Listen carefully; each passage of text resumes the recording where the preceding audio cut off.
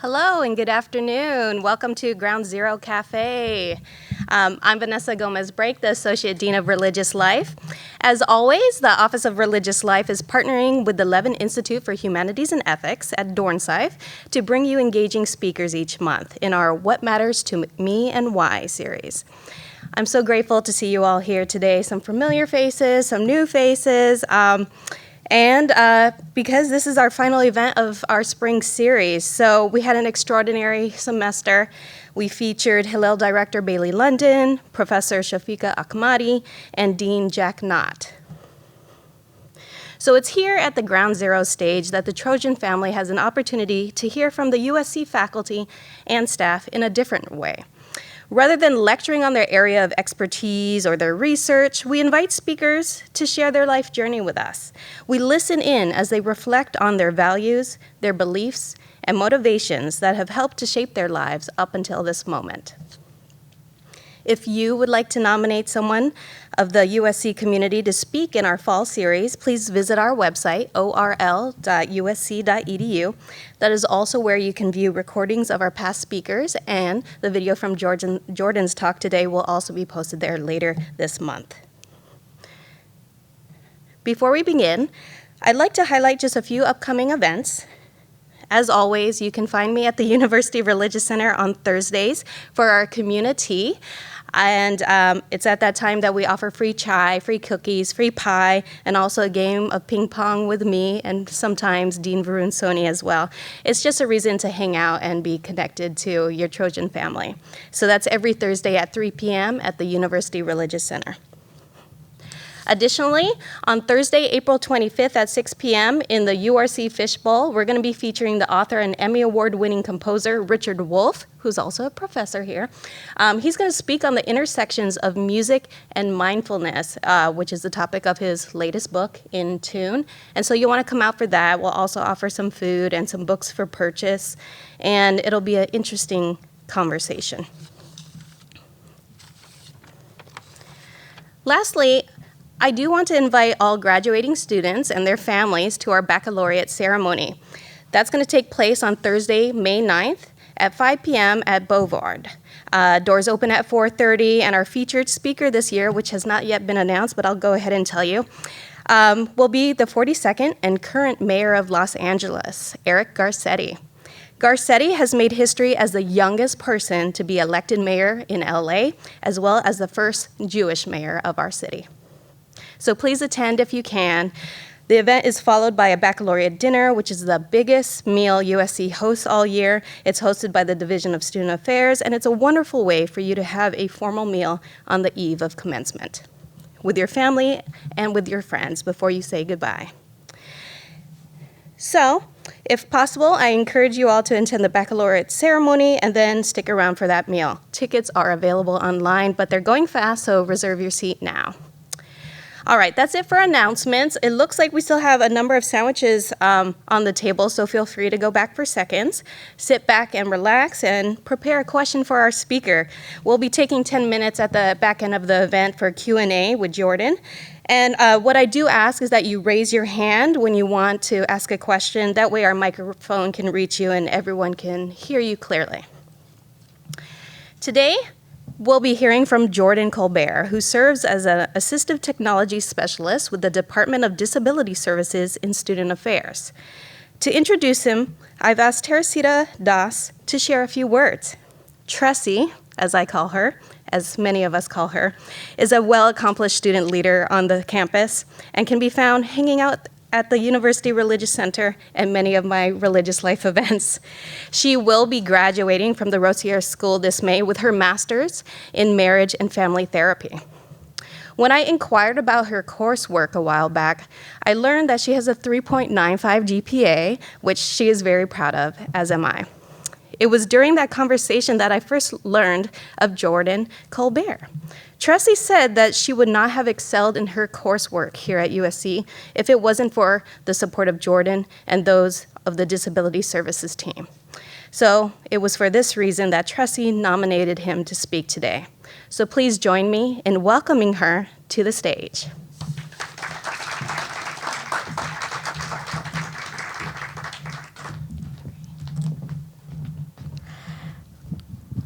Thank you, Vanessa, for giving me the privilege of introducing someone who has made such a huge difference in my life. So I'm a graduate student in the Marriage and Family Therapy program here at USC, and Jordan is an alumnus to the program. So he completed his bachelor's at University of Pennsylvania, and he was also an eminent member of the UPenn sprint football team. So 2 years ago, our paths intersected when I traveled from India to the US for my master's degree. He was my disability specialist. He was different from all the other specialists that I had met in my life. Most professors and staff, including disability counselors, tend to make these motivational statements when I come across a barrier due to my disability. They often say stuff like, "Don't be afraid, be confident, all you need is motivation and you can do anything." All empty filler statements. I've always wanted to drive, but all the motivation in the world and all the confidence in the world ain't gonna be enough, folks. Trust me, you don't want me to drive when I can only see 2 feet in front of me. You don't want that, no way. Jordan and I have talked about how this may never be a reality for me. So when we come across a barrier, he validates my fears. He says it can be scary, and that lets me know that it's okay to feel that way. I have the right to feel that way. Together, we brainstorm how to overcome this barrier, and we put a plan into place. We troubleshoot. Sometimes we have realized that there are some things that we just cannot do, and then we grieve that loss. In short, Jordan does not make these empty, inspirational statements. He's a very practical man. I've always known that Jordan has been a game changer in my life, but it was not until I started coaching students at the USC Korchak Center for Learning and Creativity that I learned that he made a huge impact on all of his students. At first, I was really sad because I thought that he was going this extra mile for his favorite student, and that had to be me, right? I mean, at least that's what I wanted to believe, that it was only me and I'm special, right? But then I realized the great magnitude of students that he has touched. And that is when I decided that this man deserves to be recognized. And with that, welcome to the stage, Jordan Colbert.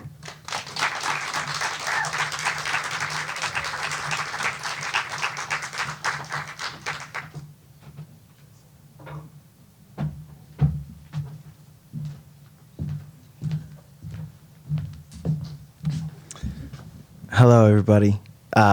First, I just want to say thank you, Tressie, that you really know how to leave me speechless sometimes, so I appreciate that. Whoa, malfunction. But it's okay. Those things tend to happen.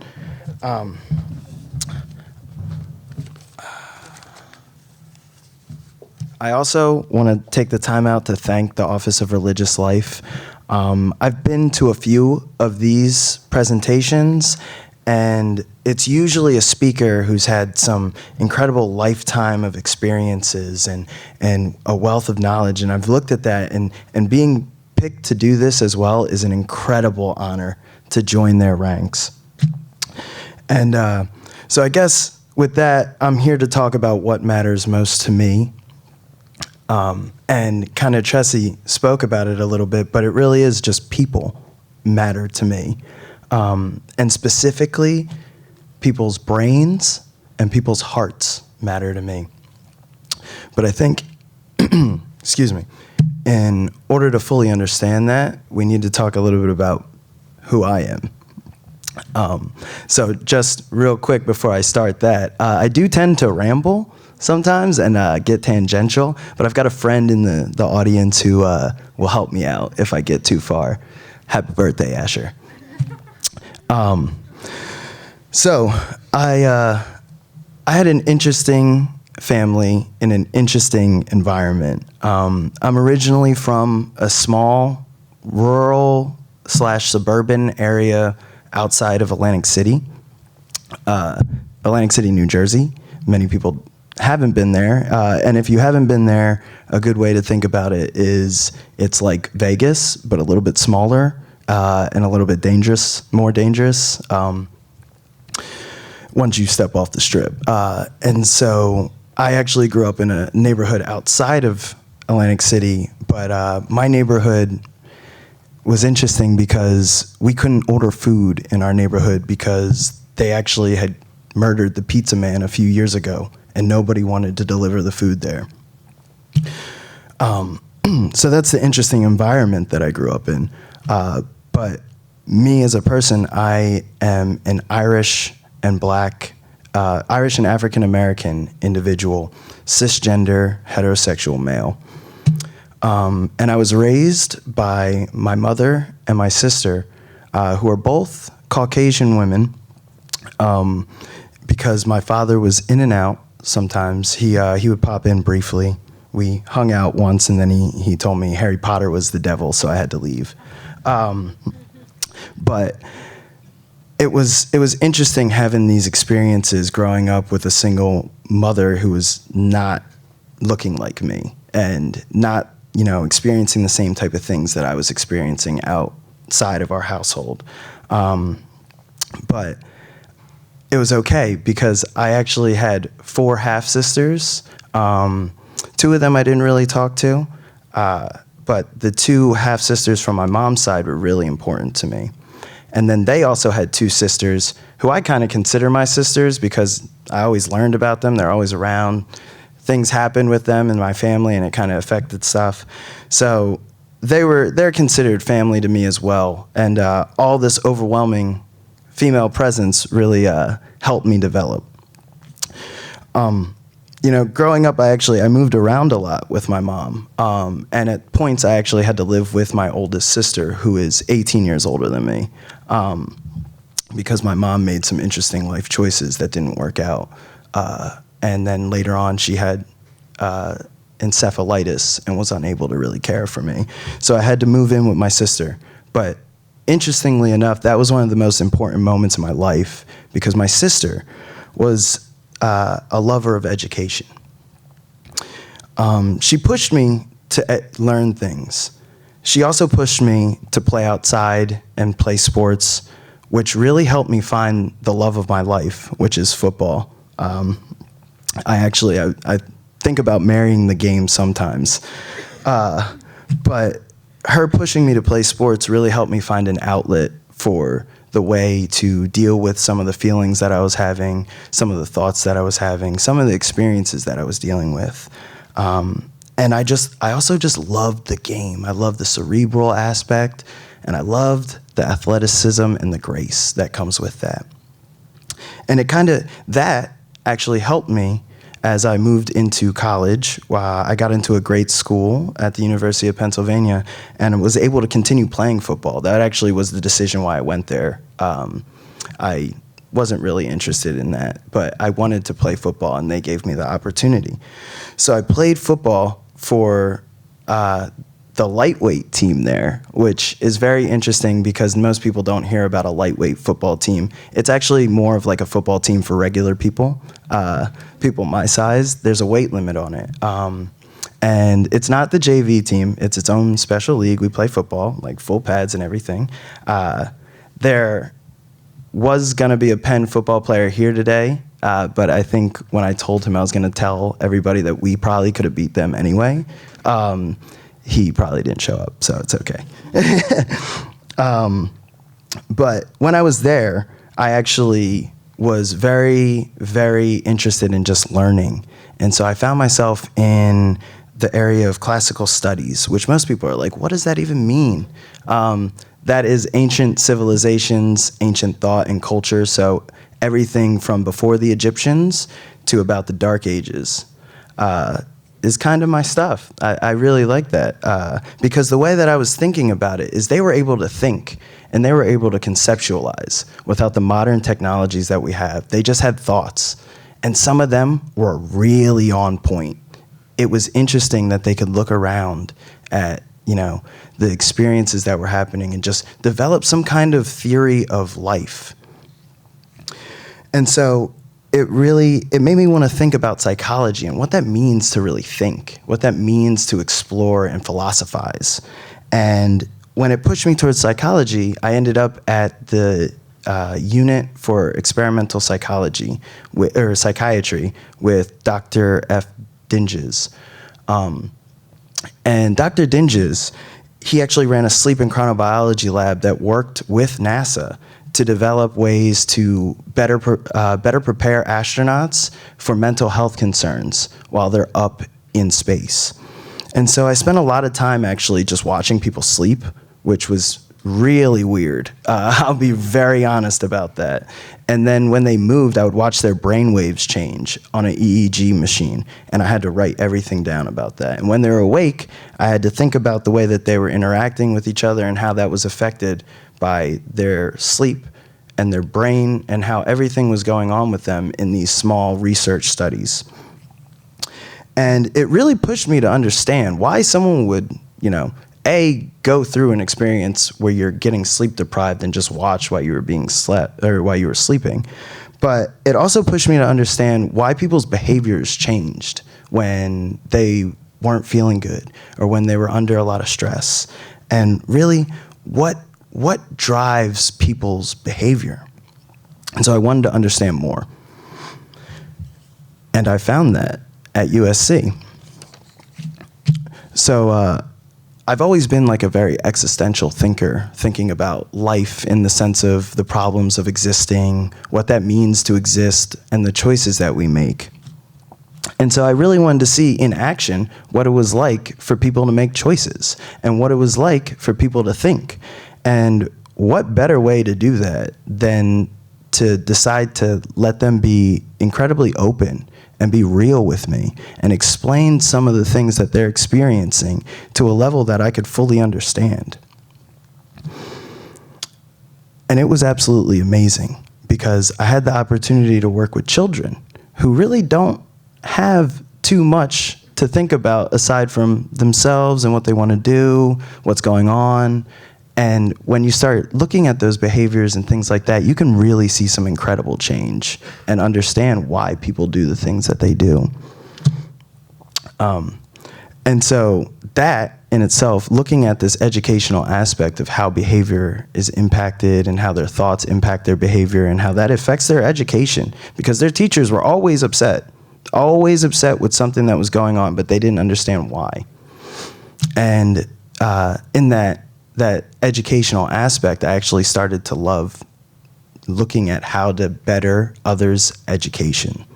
And that's kind of what brought me to come back to the Disability Services Office, because now I actually get an opportunity to make sure that these things that are happening to people, these experiences, these things that are completely out of their control, in some cases, have affected their education. And that's important because the education is really what matters. And that kind of brings me to my first point about what matters to me, which is the brain. So most people know this already, but the brain is the control center of the body. It actually controls every single thing that you do because of the way that, energy flow and all those mechanisms that occur between neurons. But it also creates your reality, because Bertrand Russell said in his 1912 paper about appearance and reality that reality is perspective. And when you break that down a little bit more, perspective is actually stimuli outside in the world and your own cognition about that. And so everybody has a different reality in this sense. And he explains it through the idea of looking at a table, because I'm looking at this table and that spot right there looks white to me because of the light. But in someone else's reality, that table is black, right on that spot as well. But it's a different reality. And so the cognition part of that is really what's important in that sense, because your cognition can be infinitely improved. And when I say that, a lot of people are like, no, I'm only so smart. I can only do so much. That's not true, because science shows that we can even teach primates to do things such as sign language. We can teach them to have concepts that only humans have, such as the idea to lie. And if you don't believe me, go look up Coco and All Ball. It's a great story. But, and through all this infinite education or infinite improvement, it really, really made me think about things like how education matters. And I think the best way to really explain that is to bring it back to something that my favorite teacher of all time said. It's called the Allegory of the Cave, or also Plato's Cave. Plato's my favorite person. Sorry. So this allegory is really important to education, because if you think about the allegory, which I'm about to explain, you'll see the different layers of how education plays into this. So this allegory, if you heard it before, sorry to reiterate it, imagine that there's a cave in which there's a torch in this cave and it's projecting a light. And so that light is projecting on the wall. But between the torch and the wall are people who are chained to only look at that wall. They're only allowed to see what's in front of them, and their reality is these flickers of the flame behind them. Now, Plato said the only person that could truly free themselves is a philosopher, because they were the kings, which is interesting because he was a philosopher. But he also said that they were the lovers of education. And so the lovers of education were able to release themselves from these bonds. And then when they turned around, they'd be immediately blinded by the fire, because it's so hard to look at information when you don't understand it and you've never seen it before. And so they had to really take control of themselves outside of that and get through that and then find their way to the outside of the cave. But before they get there, they would need the courage to leave that cave, because that's all they've known so far. And once they develop that courage and they leave the cave and they develop the idea, they'll see what the sun is, and the sun is blinding. So it'll take them a long time to fully understand what that world is like and what's there, but soon they will be able to see the trees, the flowers, things like that. And, once they get up there, it's very easy to just revel in this newfound world, this great wisdom that's there. But Plato was saying that the just individual has an obligation to then go back into that cave and find those people that are chained and show them that they can turn around. And so this story is incredibly important to me, because it gives the idea of your personal obligation to others when you're able to do this type of stuff. And I actually learned about this personal obligation in my own life, because when I was 4 years old, I was trying to play a video game, and I asked my mom, could you read this to me? I need to understand this. And she looked at me and said, Jordan, I'm not going to be here all the time to read for you. And at the time I was like, wow, that's really mean, Ma, thanks. But that's New Jersey, and they're a little bit tougher over there. So, I was really looking at that, and I did learn how to read because of that moment. But as I started to read and learn things, I really wanted to share it. I was like, hey, everybody, have you read this book? What do you know about this? And my younger sister, and my mom, younger sister in the sense that she was like 28 at the time, but she was like, they don't care. We didn't care about that type of stuff. They were very interested in partying at the time. So I was always kind of questioning, why don't people care about these things?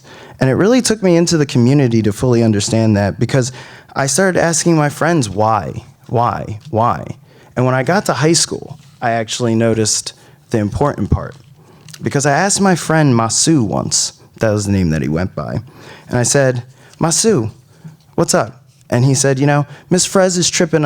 She's not giving me the information. She's not letting me do work. She's not letting me run out. I just want to go. And I said, why not just do the work, Masu?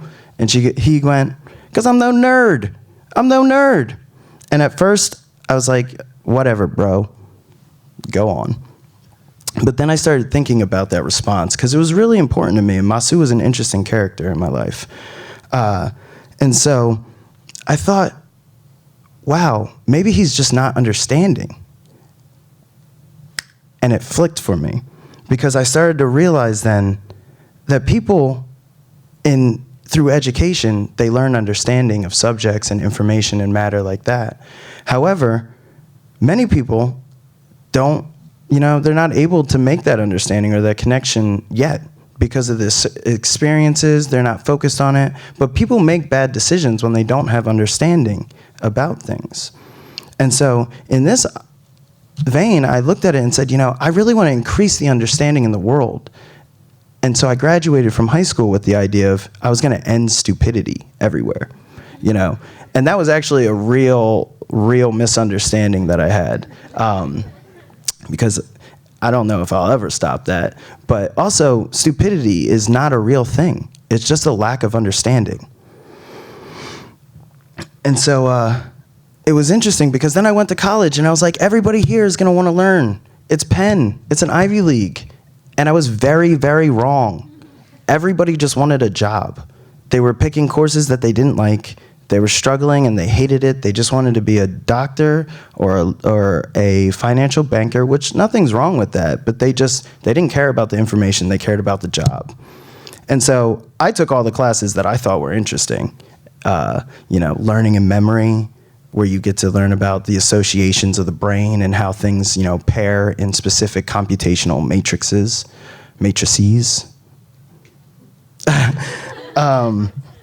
But then I also, I took classes like biological basis of behavior, where you see that, there's actually biology driving the way things happen and the way people respond to things.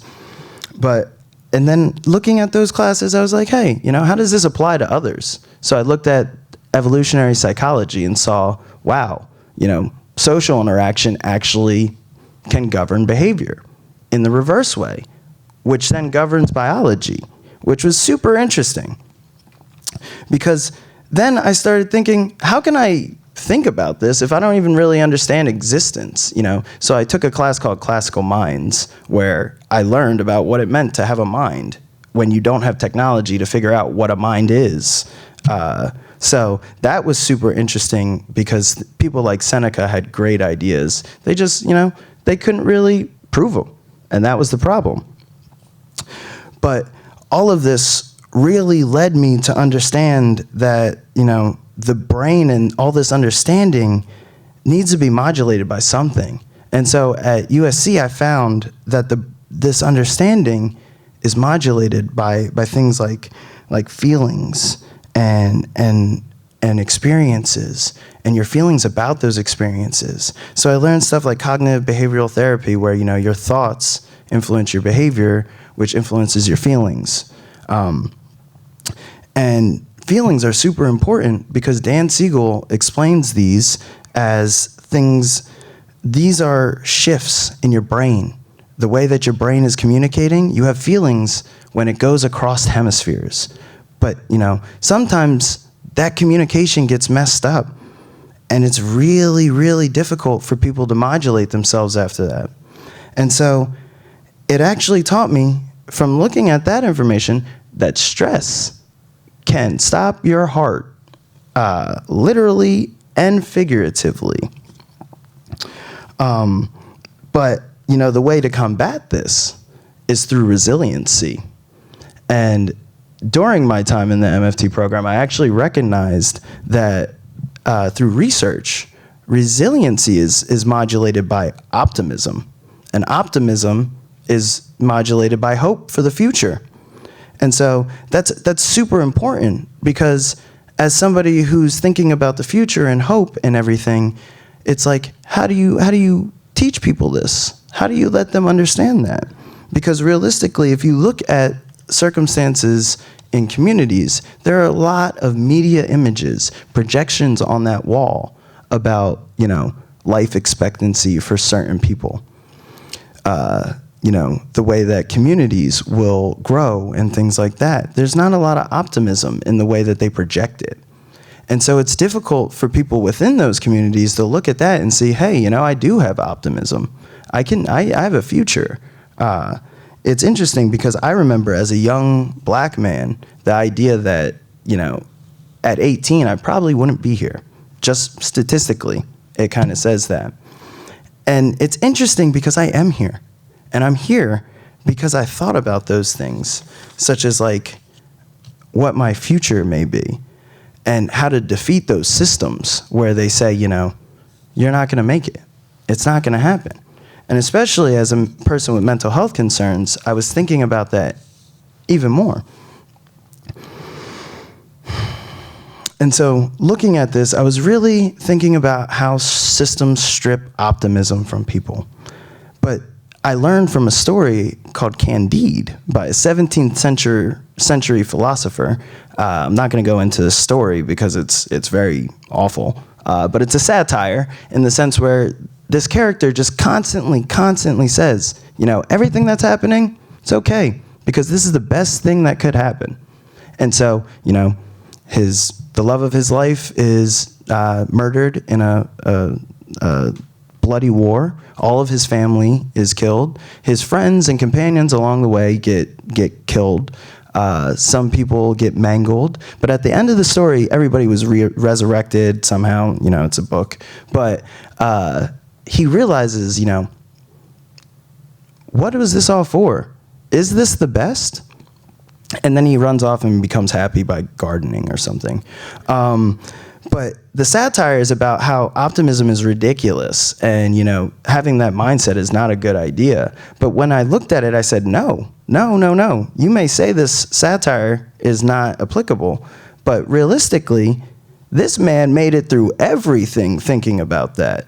If you just think, you know, it's going to be better because this is the best it can be, so it will be good. He continued to push through, and his friends actually were the reason that he was able to continue pushing through, because he saw that these things happened and he applied it to them. And so Candide was super interesting because I looked at that and I realized friends can inspire optimism. And that leads me to kind of my last point about the heart. Because friends inspiring this optimism, that's where the heart is.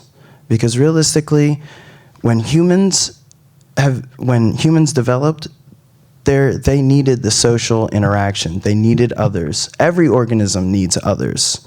But humans specifically needed others because of things like attachment, which modulates, you know, the way people interact with others. And so if you've ever heard of the strange experiment or the strange situation where they put a baby monkey with a wire mom or a wire monkey mom, and they actually realized that they had higher stress levels, they had more behavioral issues afterwards because of the level of attachment that they had. And I thought to myself, you know, after I learned about this, I was like, that's super duper interesting. And how do we get more people to understand that, you know, friendships and this relationships that you can build can be incredibly healing? But they can also be incredibly useful in other ways. So as I was growing up, my friends typically would help me out whenever I was really stressing about my family life. In high school, they would come and they'd pick me up and say, hey, you don't have any money? It's whatever. We'll go and drive, you know, we'll go somewhere, I'll get you food, it doesn't matter. You're my friend, I accept you. And that acceptance, that unconditional acceptance of, what about your family, it doesn't matter, you know. We're gonna be friends, we're gonna build this relationship. That mattered, that really mattered, especially when you're growing up as a weird kid, you know, you don't look like anybody else. It's hard to be in a group, but somebody accepts me, and those are my friends.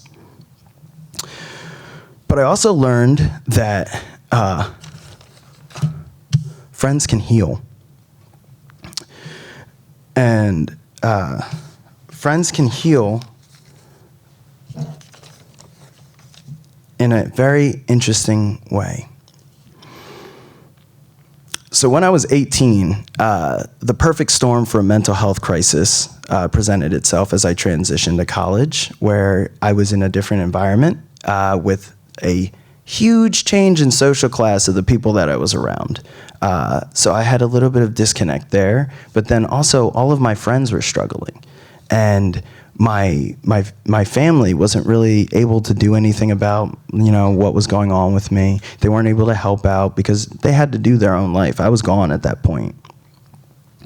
And so in my first semester, I ended up getting very depressed. And when football ended, the love of my life, I thought to myself, this is it. You know, my friends are not happy. I'm not happy. I'm going to end my life. And so I attempted suicide, but luckily my sister found me. And I was in a coma for 3 days, which was pretty significant. If you ever in a coma for 3 days, things very much change when you wake up. But when I woke up, my friends were there. And these are friends that I had from high school at this point. They were like, Jordan, I can't believe this happened. Like, what's going on? I'm here for you. And they accepted it. They weren't like, wow, man, you're crazy. Wow, man, that's wild. Wow. They were just like, no, we will do whatever it takes to keep you here because we love you. And that was really powerful as I went back to school because I was like, hey, you know, somebody cares about me. But the interesting thing was I was able to join a fraternity where they accepted me because they were primarily football players and they were primarily individuals from New Jersey. So they looked at me and said, hey, man, I get you. You were going crazy last semester, but we liked that. And they accepted me. And from that point on, I was literally surrounded by them. Never was there a moment that I was not surrounded by them during my whole 4 years of college. Whether it be, you know, I wake up at 4 o'clock in the morning and somebody's in my room playing video games, or somebody wakes me up, or somebody comes into my room when everybody else is supposed to be at class or something, and they say, hey, Jordan, because I was taking different classes, so I wouldn't be at class when they were. And they'd be like, Jordan, I got something going on, you know, and I know that you have things going on, but I want your perspective because, you know, you matter to me, so, you know, I'll share that. And that actually only happened with a few of my friends who were very much against opening up to people. I have one friend who's like, no, there's no such thing as feelings. But he would come and tell me, I'm upset. But that was healing because I was able to heal for them. And it really showed me how communities can come together and raise others up and increase that optimism through acceptance and through understanding and through just being there for someone else. And so, you know, all of this coming together, thinking about how we can combat things such as like systemic oppression and how we can make a smarter society so we can communicate more civilly. You know, these type of things come from just building those connections. And I guess, you know, through that, I really saw that the brain and the heart together are the answer. That connection, you know, in Plato's Allegory, the just individual goes back, but why? Why? It's because of that connection, you know, that shared experience. We used to be looking at the same wall, but I'm just like you, and I can save you. And in that, you know, as we bring this understanding of the brain and the heart kind of together, you look at the decisions that you can make, and in terms of understanding, because as you better understand the world, you can make better choices. And when you make better choices, you have the option to make better behaviors. And through that, you'll definitely feel better when you're making, you know, better choices, you're doing more healthy behaviors, but you'll also have more healthy relationships because you're healthy and you're able to transmit those good behaviors, those good understandings. You're able to stand up here, you know, and speak to other people about understanding and the brain. But it all comes together, and when we do this, we can save the world, you know? Because we reduce mental health issues through decreasing all that stress that people have in their life. Because, you know, cortisol, which is the stress thing, I say, but it's like neurotransmitters and all that stuff. There's a lot of chemicals in there. But it actually causes like cell death. And so as you stress out more, this cortisol is produced and it sits in your brain. And there's actually been studies to show that children who have compassion and are treated, you know, with love and understanding, they have less cortisol levels in their brain than those who have different attachment styles or who may have had trauma. And that's important, because if we can make better decisions, we can make better decisions for children. We can make better decisions for all education. And that reduces mental health concerns. And it also reduces health concerns because, stress builds up other places. Stress can cause other cells to die as well, and eventually it could kill the pathway for your heart. Kind of like something like a heart attack. But, looking at how this concept of understanding the brain, understanding the heart, and really loving, that's what matters to me, and why.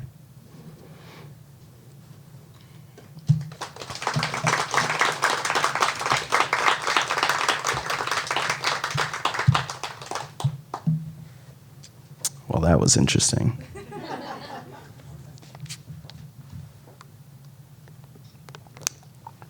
So I guess we can open it up now to questions. If anybody has any questions. I'll get us started. Hey, Jordan, it's Vanessa. So thank you so much for sharing so much of yourself.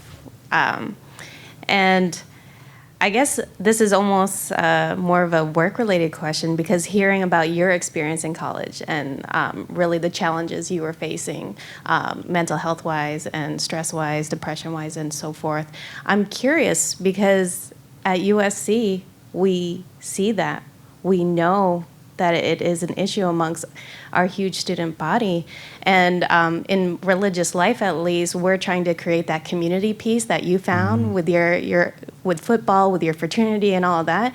And yet we're limited, right, in how much community we can really create on this campus. So I'm curious if in your experience individually or with your experience with students, if you've found other ways we as a Trojan family here at USC can really support students who are going through these stressors. Yeah, I think about that all the time, and it's weird because I really defaulted back to individual connections.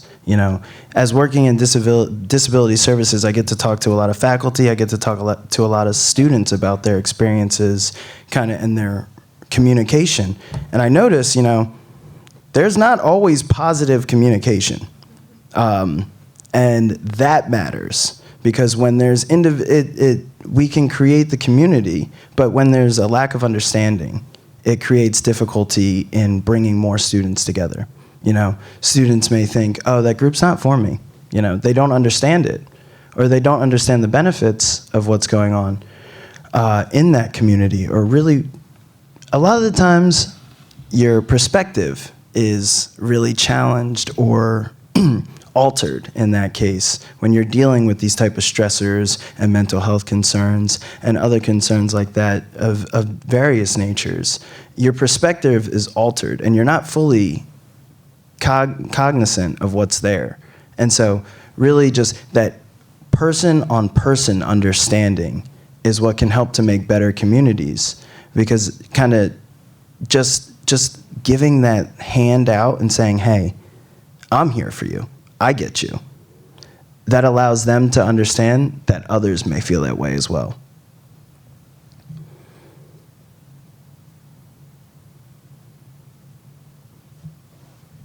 Sweet. Right on time, right? Well, thank you, everybody.